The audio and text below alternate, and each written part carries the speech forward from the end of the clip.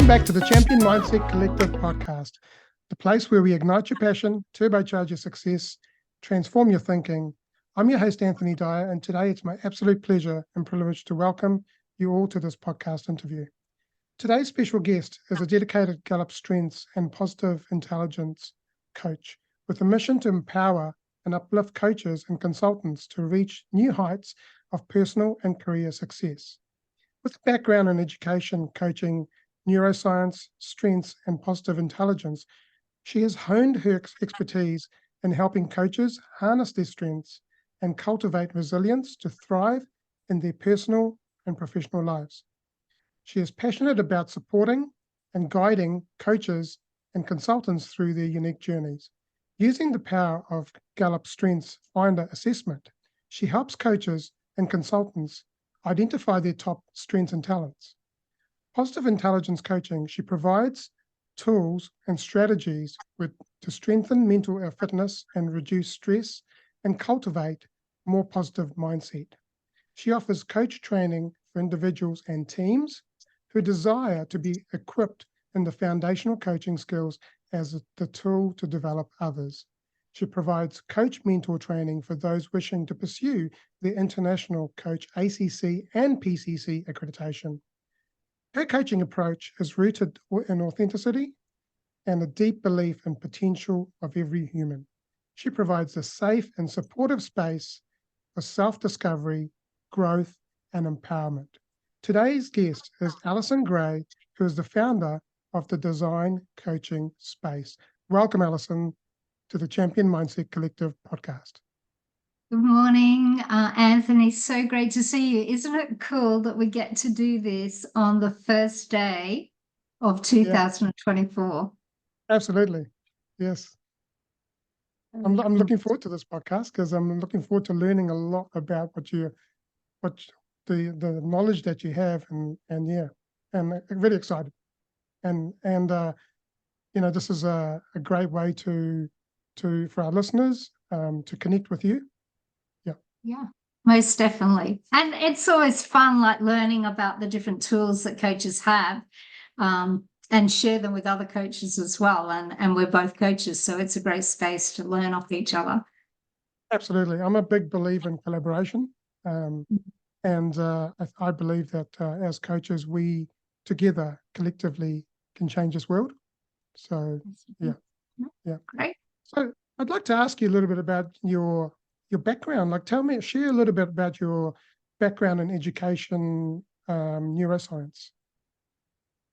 So I'm actually a teacher by occupation. So I've been teaching in primary education for many, many years. But about 15 years ago, I was really hungry for some professional development. And at that time, my cousin was working in HR and was going on this training course with the Neuro Leadership Institute. And I knew nothing about it, but just was really hungry to learn. And so I jumped on board this training, which actually was coach training with the brain in mind. And so how our brain operates, and then setting up like coaching conversations, keeping in mind how the brain operates so people can reach their maximum potential. And to me, it was the best professional development training that I'd ever done.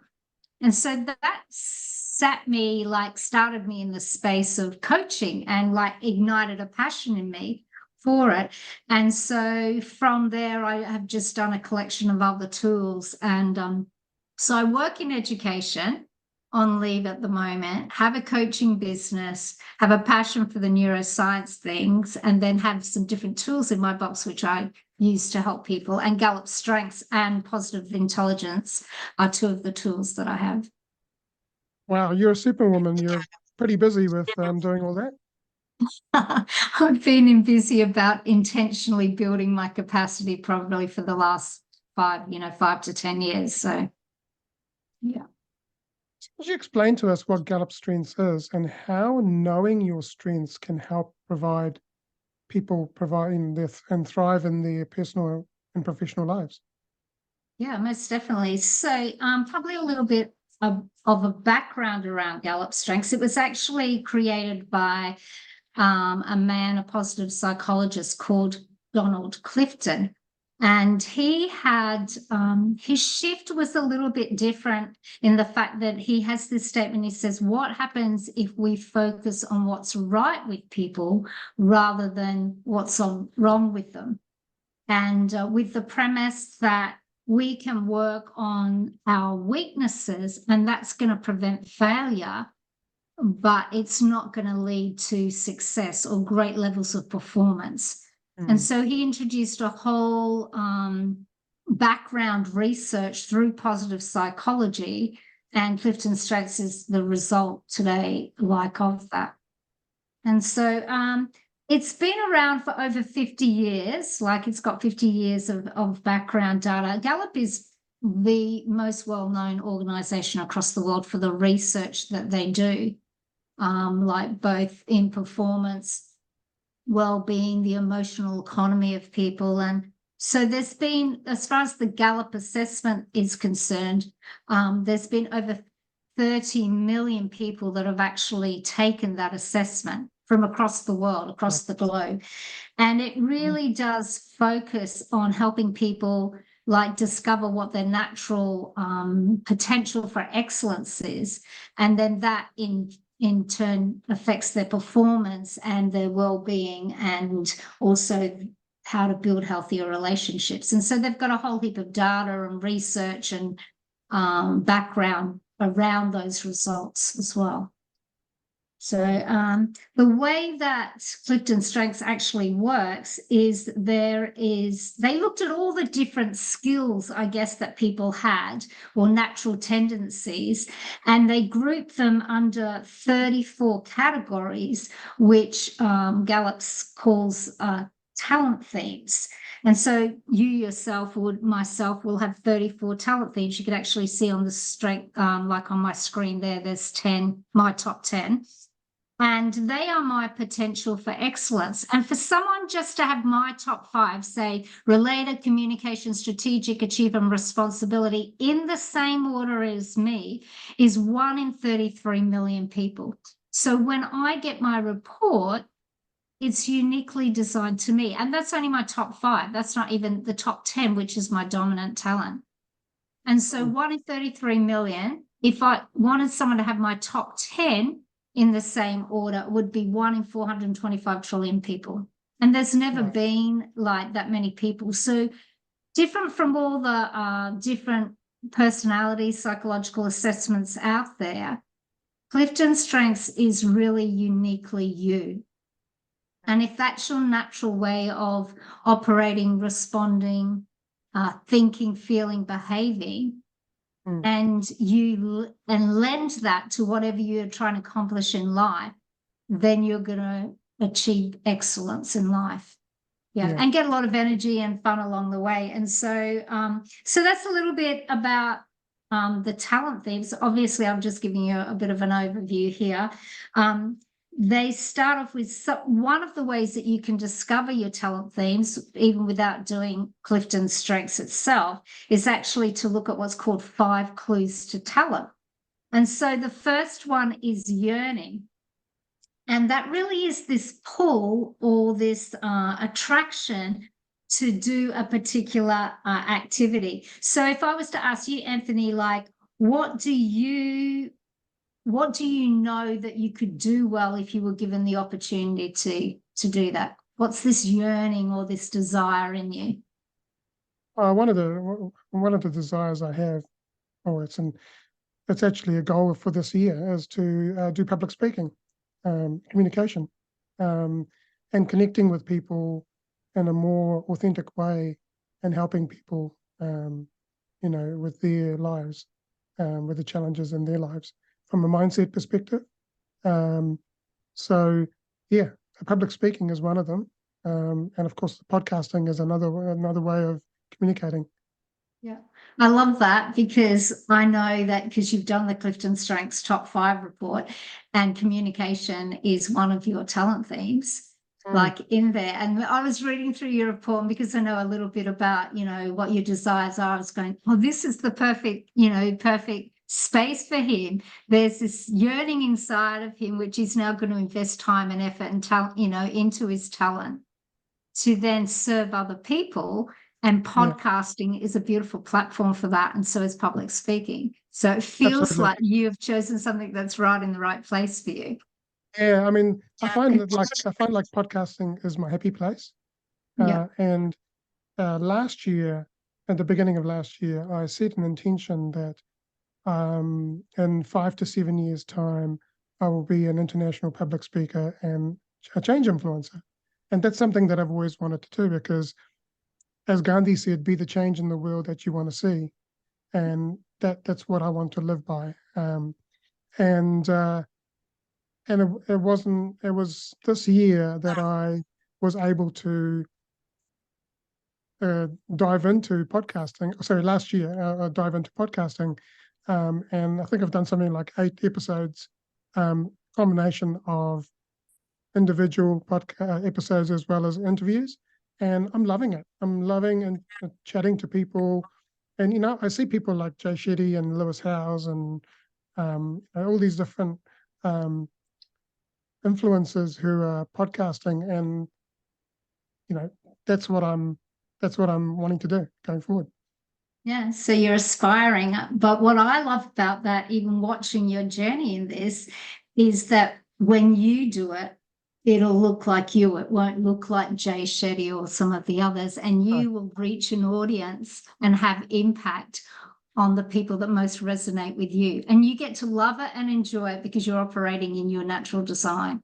And so I get excited about seeing people that. So the first clue to talent is that yearning inside us, this thing going, I really want to do that. Like if I had the opportunity, this is what I'd like to do. The second one is actually satisfaction, which you mentioned. And it's this really intrinsic motivation to do what you enjoy. So you made this statement to me and you said, I love doing this. It brings me life. It brings me energy. I feel like it's my happy place. And that's so evident of what it's like when you're actually operating like in your natural design or your talents as well.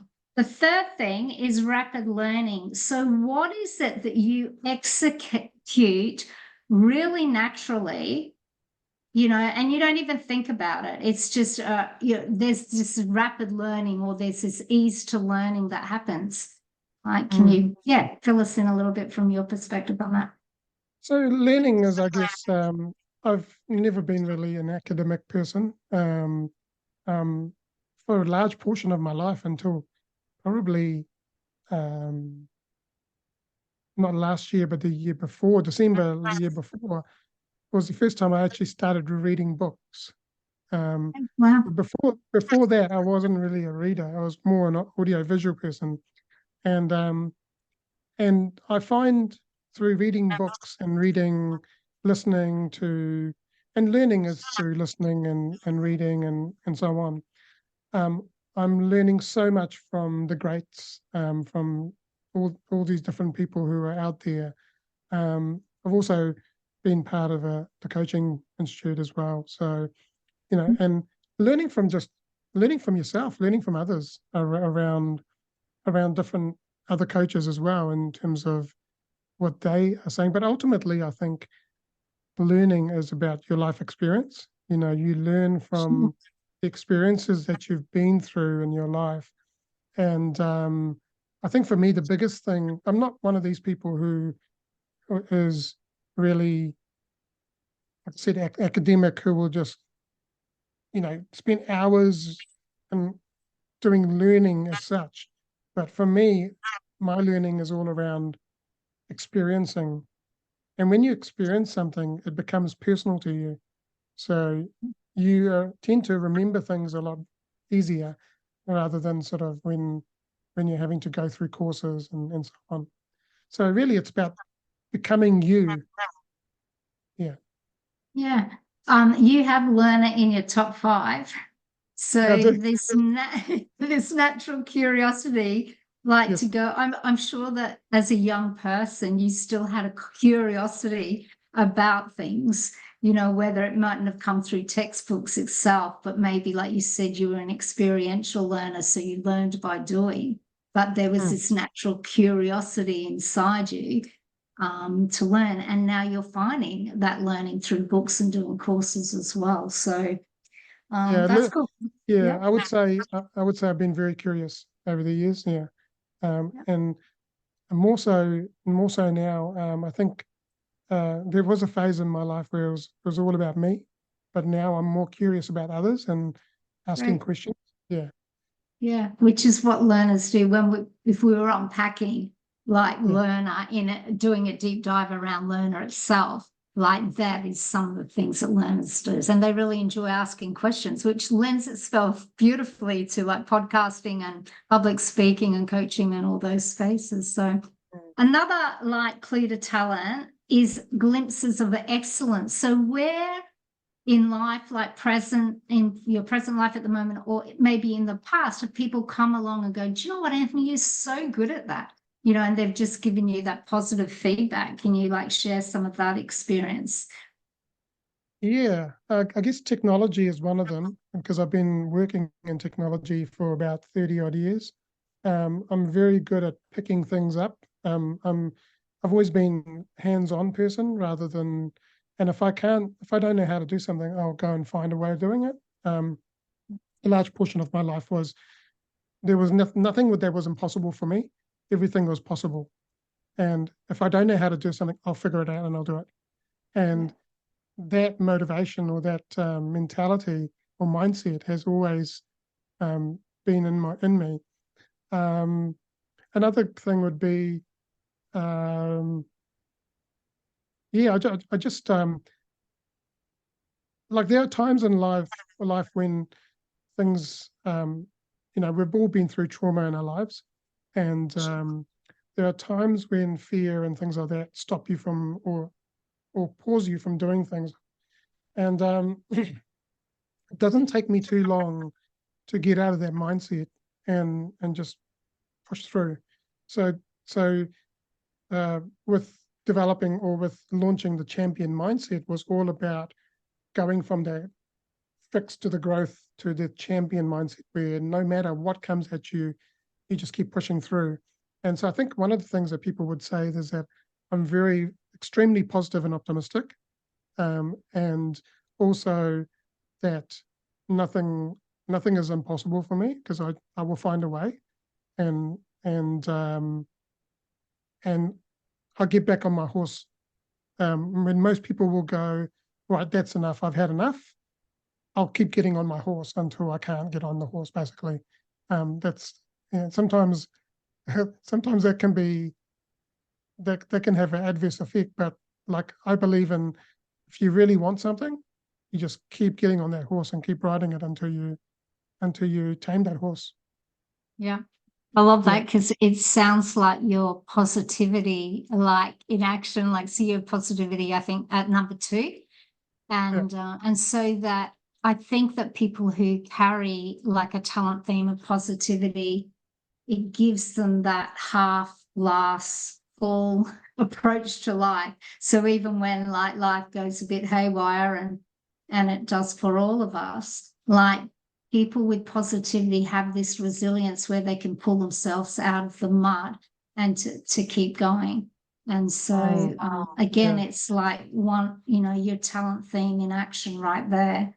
And I heard you talk about, like the ability like to fix a problem rather than just leave a problem or letting a problem dominate you. And so like that comes again into your strategic like talent theme, and that ability to explore different options and try to find out what the best solution is. And so it sounds like with strengths, it's not talent themes in isolation. What gives you your uniqueness is that talent themes hold hands and they work together. So even as you shared that story, it sounded a little bit like your positivity holding hands with your strategic. And then that helps you like navigate life the way that you did. And there's probably a bit of futuristic in there. And I don't know what your like 6 to 10 talent themes are. So I'm just like viewing this from 1 to 5, but there may be something in your 6 to 10 that's also holding hands and helping you like view life and navigate life that way. And so There's 34 talent themes, and the way that the top 10 are your natural way of thinking, feeling, and behaving. And so that's where it's very natural for you. It gives you a lot of energy, gives you a lot of life. And then you have, say, from 11 to 29, those talent themes are called what your sometimes talent themes. And so you'll lean into them sometimes, like to do things. They're available for you to use, but they're not as natural as your top 10. And what often they often act as a support to your top 10 talent themes. Right. And then you have your bottom 5, and your bottom 5 is just not your natural way of thinking, feeling, and acting. And so most times people go straight to the bottom 5 if they're doing the full 34 report. Like they go straight to the bottom 5 and they want to fix the bottom 5, but that's not people's like natural ways of thinking and feeling and behaving. And so we want to be aware of the bottom 5 in case they get in the way of us being successful, but we want to focus on our top 10 as well. Yeah. So would that mean then that you would focus on your top 10 and then which are obviously your major strengths, and then you would look at strengthening the sometimes themes, and not pay too much attention to the bottom 5, but if you work through your sometimes ones, then you could then work on the weaknesses, right? But you're right. Most people will jump into their weaknesses and try and fix their weaknesses, and then they get overwhelmed, and then everything stops, right? Yeah. Well, they don't have energy, and it's like a drain for them, and it's not giving them life. And it's really interesting, even with performance management, like in companies, like most companies have an old mindset around performance management, and they go, what is wrong with this person? Let's try and fix it, rather than going, okay, what does this person do really well? What's this person's natural design like? And how do we get to invest into that and performance manage around their strengths? Yeah. Rather than trying to performance manage around things they don't well. And that doesn't mean that we don't manage our weaknesses. Like we all have our weaknesses. Sometimes our weaknesses, well, most of the time, our weaknesses are our strengths being overplayed. So an example of that is I have achiever in my top 5, and achievers really set the pace for production. And so they can work long and hard on things, sometimes like leave the people behind, you know what I mean? Because it just gives them energy and gives them drive. And so, but for me, if I get in a mode like that, I can like work and stay up to 2 or 3 o'clock in the morning and do that for many, many hours because I'm getting life out of it. But then that's not good for my overall health. And then I don't sleep as well. And so then it gets in the way. And so with strengths, we never say that we turn our strengths off. What we say is sometimes they need to be turned down. So in that sense, it would need to be turned down a little bit. The whole point of strengths is to name your strengths, love your strengths, really claim them, and then aim them.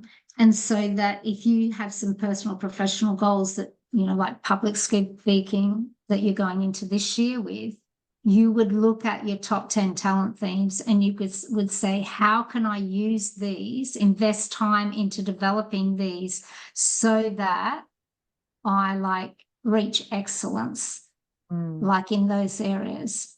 And so that's how it works. It's really, because you can have the formula that strengths goes by is that they say you have your talent theme, which can be in raw form still. But once you multiply that with investment, you sow investment into that and you add skills and knowledge, then it becomes a strength. So sometimes we have our top 10 talent themes, and we may never invest into growing them, or may never add knowledge and skill around them. And so they stay in raw form rather than being in mature form.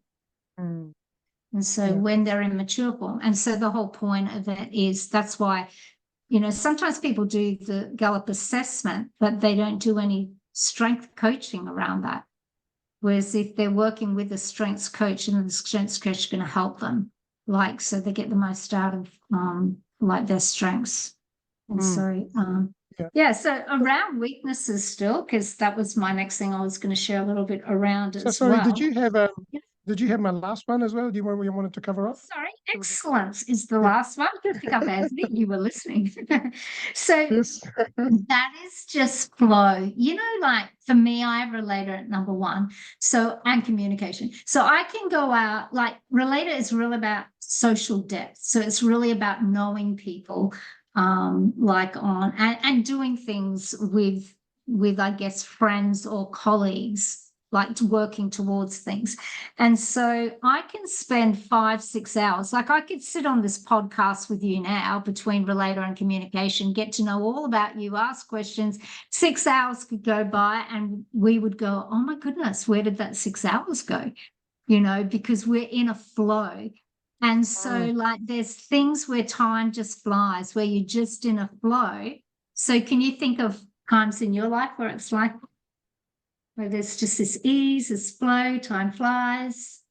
You go, Yeah. what happened Well, to you? generally it's things that I love doing, and time just flies. You know, like when I'm preparing the podcasts, I could easily spend 2 hours really researching and doing, you know, and then of course editing it, and then releasing it. That can take an hour or two as well. So each podcast can take up to like 4 to 5 hours of work to actually release one, you know. So, well, yeah, things that I love doing. Also, sometimes I've had coaching sessions with my clients where an hour session has become like a 2 hour session, you know. But it's because I didn't want to just go by time. It's you know, there's something's flowing. We've got some stuff that's happening and some magic happening there, and you don't want to let that magic go, you know. So you carry on with it until you get, I guess, that release that your client actually goes, okay, I've got it now, you know. But so some people will just watch time and go, well, that's it, you know, you've done the hour, you know. Whereas for me, it's really about building that relationship and really knowing that when my client has left my decision, that they are equipped with the right tools and strategies to help themselves achieve what we're trying to achieve, or deal with what they're trying to deal with. Yeah. So it sounds that even listening there, that you've got strategic, holding hands with your learner, holding hands with your communication. And I would really love to see what your other talent themes are. Because, you know, Yeah, like me too. that. Yeah. It does. Once you go on the journey of strengths, you get really excited about really wanting to know more about your design, and then like how they impact, because it really is, you will have far greater impact on this world, far greater influence if you invest time into what you're good at rather than do. So you can have goals for, I mean, most people set goals for 2024. They've done that maybe last week or they're doing it this week.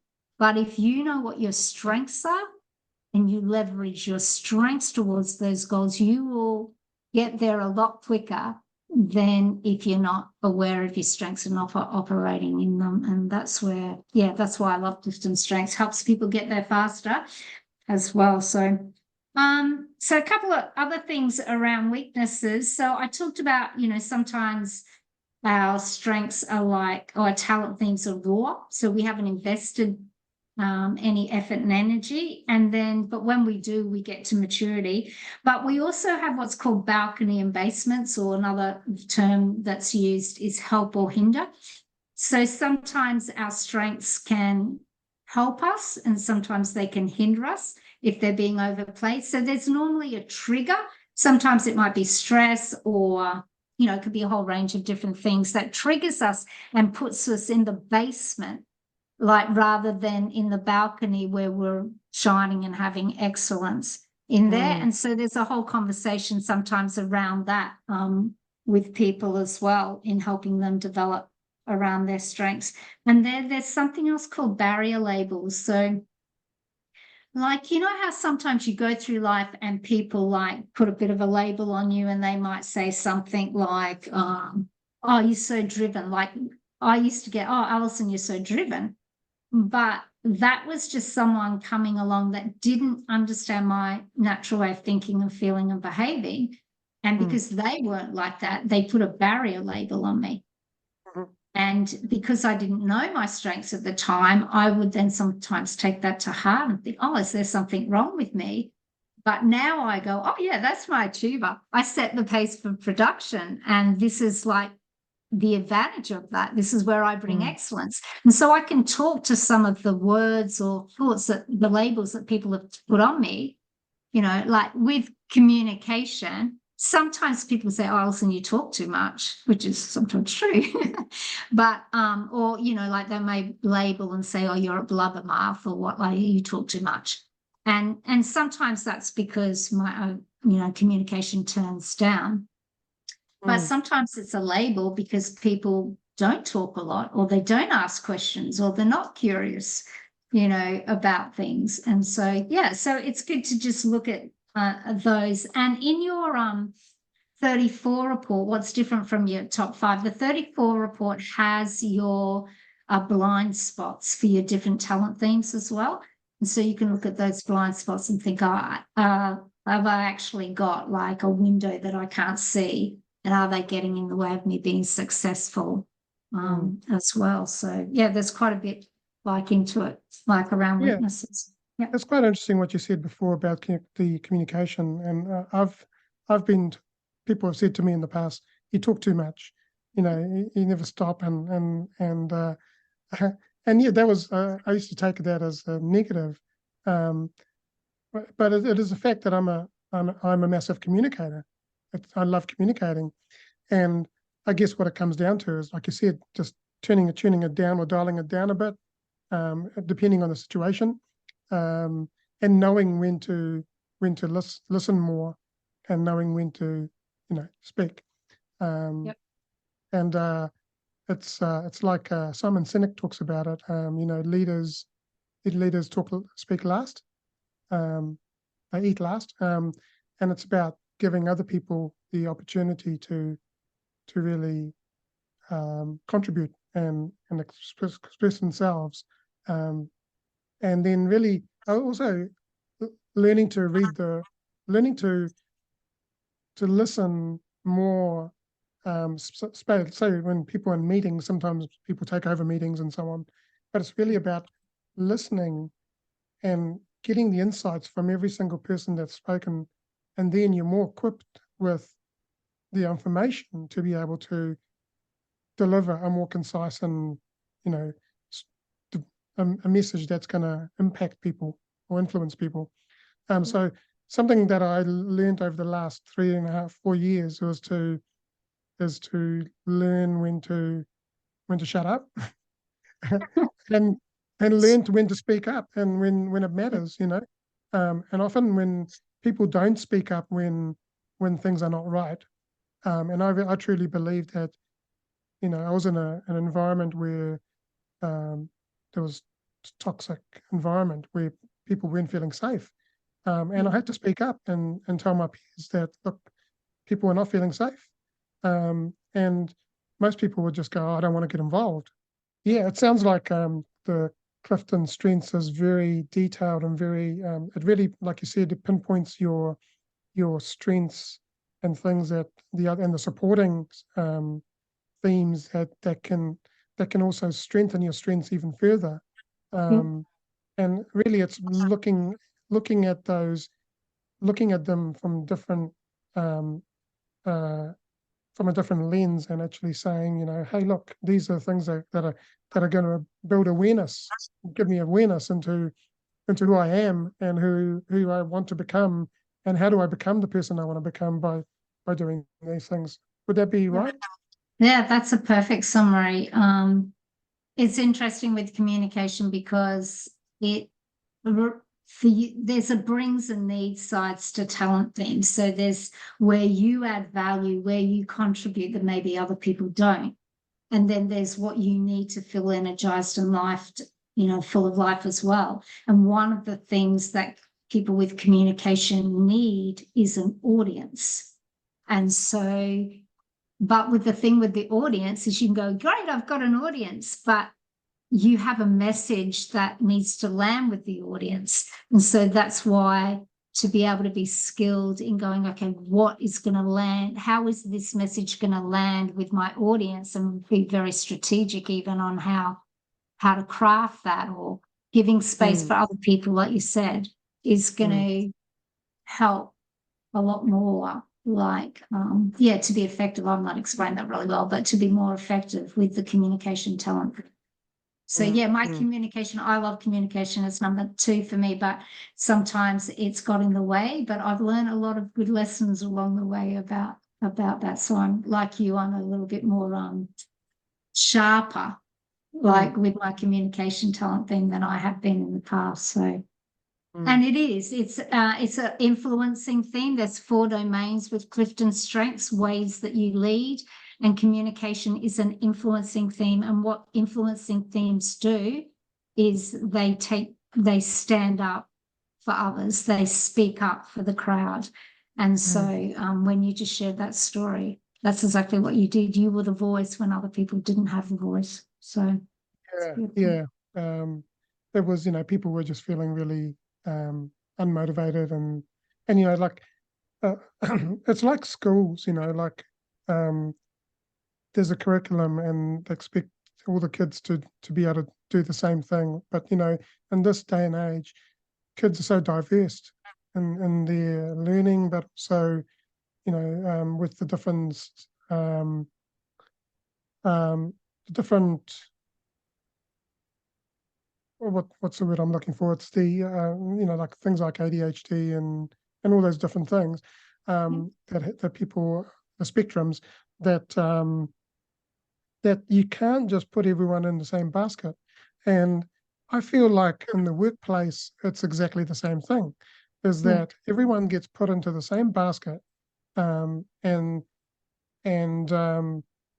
some people are not doing well, and they're getting unmotivated and so on because they've been being bullied and things like that, because their way of working is a different, or thinking is different. And I feel like workplaces need to be a bit more mindful about that and actually get to know their people better. And doing the CliftonStrengths assessment would be very, very beneficial to a lot of leaders who, who, like school, are just putting everyone in the same basket. And really, it's about getting to know someone. And I remember I was working at this place. I won't name the place, but it was a government agency. And my first week I was there, I got to meet some people, and there was this one lady from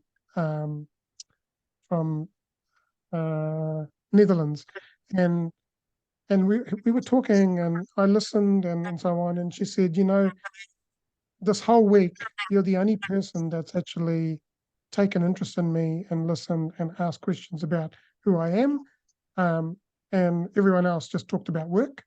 And I said, well, yes, of course, because I want to get to know who you are, So if people took more of an opportunity to get to know people better, rather than just sort of, when people come to work, they're just getting straight into it. I think that would be quite beneficial. It's a beautiful tool to build self-awareness, but also to run an organization as well. Like it's used in lots and lots of organizations. I went to a recent Gallup at Work conference in Sydney, and like most of the major banks are using it. Like most technological places, New South Wales Fire and Rescue were using Strengths. And so they had just all these different speakers. And then even like in the States, in education, Strengths is a big thing. So there's a university over there that strength-based test every student that comes in.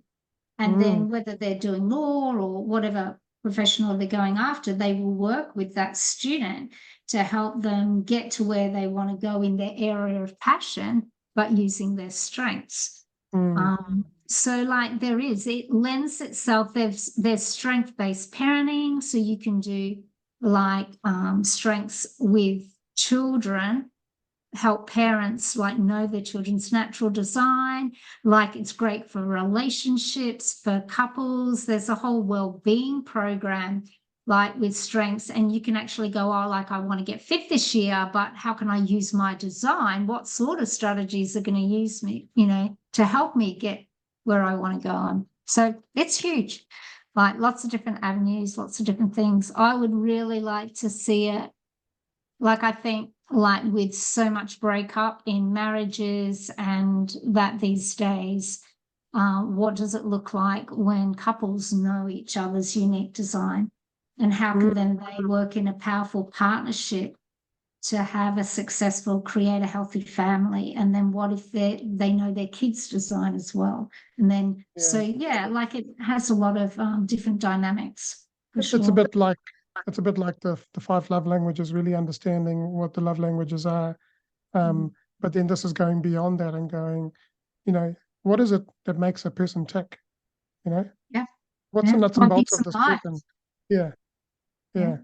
And then what you don't have, like, what does your partner have that they bring to the table that you don't have? And how do you work together to achieve what you're trying to achieve? Yeah, that would be amazing to see that happen.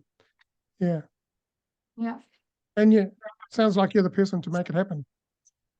Well, like it's funny. I like it. It's almost like I came across strengths through a friend. I don't really know much about it, but again, I was on this professional development thing. I was hungry to learn because I've learner at number 6, and I went and I actually walked out because the training was so intense. There was so much information, as you can imagine. Like I did 5 days training with it, and I walked out going, I think I've wasted my money. I'm never going to remember it. But then I worked and just did a lot of people's strengths reports and a lot of sessions with people, and just have continually built my, my understanding of strengths. And every time you sit down with someone and you go through their strengths report, you learn things because everyone's uniquely designed. And so no one's the same in it. So it's a pretty exciting journey to go on for sure. Well, so if people would be interested in speaking with you more around the CliftonStrengths and maybe exploring, how would they go about getting in touch with you? And also what I'd like to ask is, are you running any programs or challenges or anything like that people get involved in at the moment? Sure. So you can reach me at Design Coaching Space at gmail.com. I had to think Design Coaching Space at gmail.com or www.designcoachingspace. Like hook into my website there. At the moment, in next week, I think we're running an Ultimate Strengths Challenge. So that is on the Design Coaching Facebook site. You can actually click on the banner and it will take you to the link to join the challenge as well. So there's that option as well. And in that challenge, it's just a 4-week challenge, 2 masterclasses each week around some of the stuff we've been talking about today. And you pay $31. It gets you your top 5 report. And we're going to use that in the challenge so you get to know a little bit more about yourself. But one of the passionate things that I have in that is I want to then help equip coaches to use that in their business with whatever they're doing. And that's either maybe partnering with me and I do it like I'm just an external provider, or to do some training around where they can do it themselves. So I'm thinking around that space as well. And I think that'll be quite fun. Awesome. Sounds great. I may have to look into that myself. So, thank you for sharing that. So what we're going to do now is I'm going to ask you 5 quick fire questions. And this is what I do at the end of every at the end of every podcast, and it can just be one word or a quick sentence. It doesn't have to be too detailed. So the first question is, what is one message that you would like to share with the world? Okay, so you're uniquely designed. So stop comparing yourself to everyone else around you. Get to know yourself and then aim at whatever you want to do in life. Perfect. Awesome. Okay. How do you define success? And has that definition changed for you over time? Okay, so if we're looking through the lens of CliftonStrengths, then success is really about investing into yourself and reaching your potential. But my own personal angle on success is, I like, who are you becoming? Like if you can set your sights about becoming the best version of yourself, like who are you being to this world? People inherit who we are. They don't inherit what we do. So if I come into contact with you, Anthony, and you're someone that just loves life and brings fun and brings enjoyment, then I inherit that from you as I spend time with you. And so wherever we're going in life, we affect other people, we influence other people. And so if we can show up becoming the best version of ourselves and being mindful of the impact we have around other people, then to me that's being successful. Awesome. Thank you very much. Appreciate that. Okay, we've got 3 questions left. Who has been your greatest inspiration and why? Not easy, my husband. So love him to death for this reason. He was someone that loved life. He was the most generous man I know. And I don't just mean that in the fact that he helped people or that he provided for people, but the fact that he was generous in forgiveness, he was generous in love, he was generous in his belief in people. And I like he passed away from cancer about 7 years ago, but I inherited who he was. And today I am who I am, and I show up to this world because of his influence on me. And so I like every now and again, I have to check myself and I have to go, what would Alan do? Like if Al was doing this, this is how he would respond. This is what he would want to do. So there you go. You've learned so much from Alan. Yeah, absolutely. And that's what you were saying before. We learn from each other.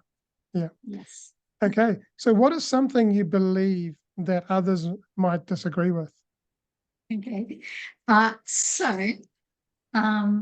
I'm like confessed Christian here, like love God. So I truly believe that you can go about life doing great, doing good, being successful, having all the dreams and desires in your heart, which are put there by God in the first place. But if you don't have a personal relationship with him, if you don't get to know him and him you, and then take that out to the world, then what's the point of life? And so some people may not believe that, but it is the driving conviction for everything that I do. And so it's my thoughts. Thank you. Lastly, if you could go back and give your younger self one piece of advice, what would that be?